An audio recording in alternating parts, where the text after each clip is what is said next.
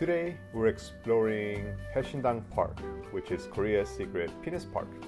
It's located in Sinam, and it's also my first time shooting Lomochrome Purple on film. So let's explore, and be warned, this is NSFW.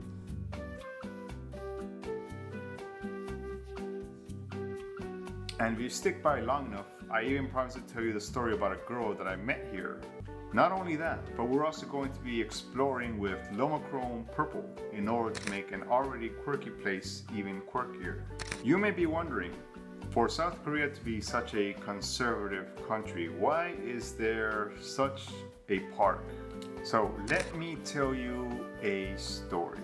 Now, this girl was engaged to marry one of the local farmers. However, tragedy struck while at sea. The girl was swept away by the waves, and sadly she drowned. But the problems didn't stop there, because the farmers noticed that the crops stopped growing and the fish stopped being caught. However, one day, one of the fishermen was pleasuring himself by the cliffside, and he gave her an offering. Then the most astonishing thing happened. There was a bountiful harvest, and there was fish in the sea again. So how could this be?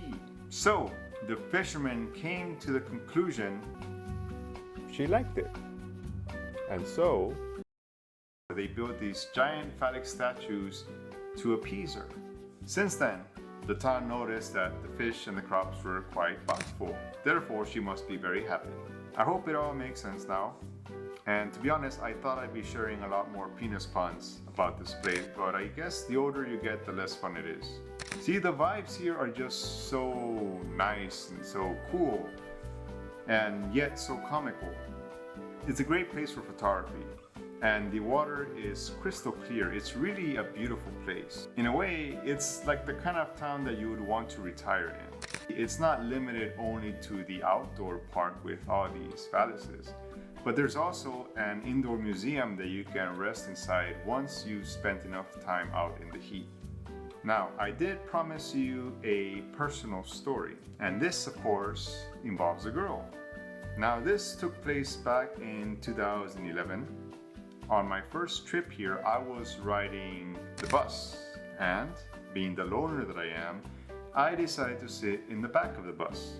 But some girls, two of them, I suppose wanted to tease me, or they were curious, but they went and sat next to me. But they were quite playful. I found out they were from Seoul, and one of them was from Samcheok. One of the girls, however, was giving me those rich Gangnam Girl vibes. Therefore, I knew I really couldn't get along well with her. But through her, later on, I was able to meet her cousin. So, all four of us ended up playing Korean drinking games. But this Gangnam Girl was like, she really wanted to be the center of attention, and she wanted everyone to talk about her, which was kind of getting on my nerves. She kept pressing me who was the prettiest of all the girls there, which, if you're a guy, you know is a very dangerous situation to be in, and one that with age and wisdom I advise you never to answer. But I felt the need to humble her, so I promised. So I told them I would choose one, but they have to close their eyes, and I'm going to hold the hand of the one that's the prettiest, and then I'm not gonna say anything. But surprise, surprise, she opened her eyes while I was doing it, and she was shocked that I chose her cousin, which, mind you, I get along with very well still to this day. She was furious, and she took her and her first friend with her, leaving me sometime with JH, and we got to know each other, became friends, exchanged contacts, yada yada. If I remember well, she came back later that night, and we got drunk with makgeolli, which is a Korean rice beer. And yeah, I have these giant penis statues to thank for all that, because I would have never met her if I had never visited Haesindang Park. Now, the great thing about this girl is that she's actually a YouTuber here in Korea. She's become really famous, and I'm really happy to still be friends with her. And I didn't tell her at the time, but I had a crush on her. and I always wondered if she did too. But this was back in 2011, so who knows. Anyways, back to the phallic statues. You're probably wondering about all these photographs that I took on Lomochrome, and I would like to talk to you about Lomochrome Purple and the statues at Haesindang Park. See, this is not my first time shooting Lomochrome Purple, and the previous few times that I did, I messed up each exposure. Suffice to say, they were very expensive mistakes. So I was really worried whether I would have exposure problems or whether I would have focusing problems, because my camera is the Canon Demi EE17, which is kind of like a rangefinder but without the rangefinder line. So you're kind of just guesstimating the focus.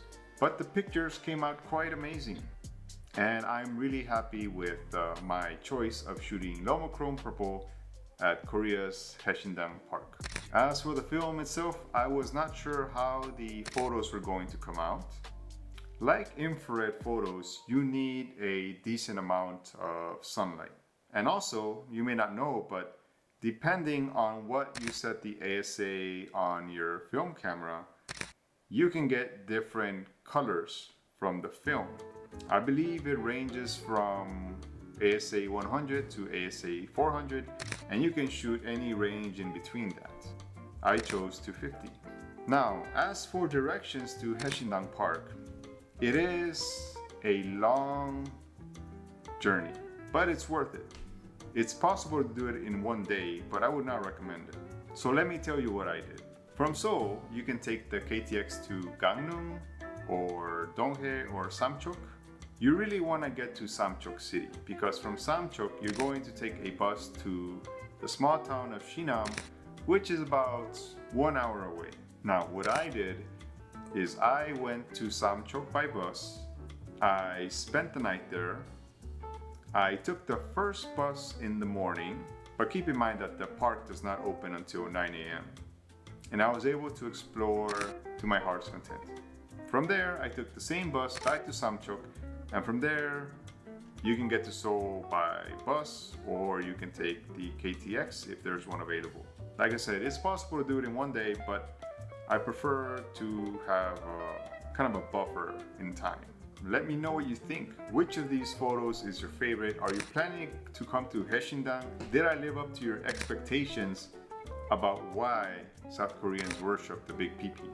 Korea really does have so much to offer when it comes to photographic adventures. And I hope these videos encourage people to visit outside of Seoul, because really there's so much to offer. Now, if you have your own film development lab, you can actually push and pull film. But if you don't, you can do some things in Adobe Lightroom. And here I have scans. And in most cases, I would take the white balance off the gravel or a cloud, but it seems it's not really possible here. So I'm gonna attempt to do it. And I guess that worked out quite well. So first step is the white balance. Now, I'm going to attempt and balance these levels by bringing down the highlights, increasing the whites just until it slowly clips, right there, very little bit. I'm gonna dehaze just a tad. And actually, I want to bring a little bit of color back into the sky. So I'm going to see if the select sky works. Let's give Adobe Lightroom a chance, and looks like it did. So this is where your creative freedom comes, because I want to bring some color back to it. Now, how much color you want to bring to it is up to you. And I know some film purists won't like this, but for me, I consider myself more of an artist, so I do like that blue right there. I guess I could push it further, but I don't want to do too much. So that looks nice to my eye. Now I'm gonna go here to the HSL tab. You can play around with like the saturation of the film. Okay, actually, I chose this picture because it looks like a mushroom. So, okay, that's a bit too much, but I do think a little bit is just like that. And you can like play around. You want to make it look more purple, you want to make it look more red. It's up to you. but I'm liking the direction that this is going. And before we denoise, I do want to play with the vibrance just a little bit more, and the blacks. So I'm liking the way this is looking, but of course it's our creative freedom. Now I do want to, actually I don't think I can denoise because it is film, so let's use luminance. And actually that looks pretty good to me. And this is how I go about editing a film photograph in Adobe Lightroom. Let me know what you would do.